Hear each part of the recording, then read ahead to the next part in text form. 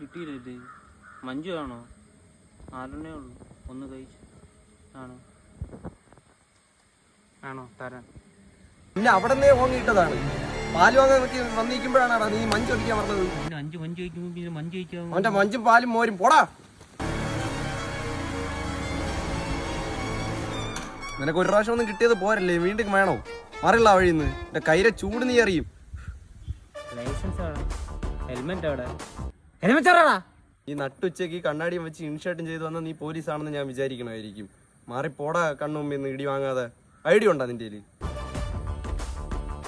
Sir സത്യസന്ധനായ ഒരു പോലീസുകാരനാണെന്നാണ് എൻ്റെ ഒരു വിശ്വാസം. അതുകൊണ്ട് സാറ് കഴിഞ്ഞ കാര്യമൊന്നും മനസ്സിൽ വെക്കില്ലെന്നും എനിക്ക് തോന്നുന്നുണ്ട്. സാറിന് നെഞ്ചത്തെങ്കിലും എഴുതി വെച്ചുകൂടായിരുന്നോ പോലീസാണെന്ന്? ഞാൻ എങ്ങനെ അറിയാം? കൂട്ടുകാരന്റെ വണ്ടിയാണ് സാറേ, എണ്ണ പോലും അടിക്കാതെ എടുത്തോണ്ട് വന്നു സാറേ. അയ്യോ ഇറങ്ങ് സാറേ, ഇറങ്ങ് പ്ലീസ്.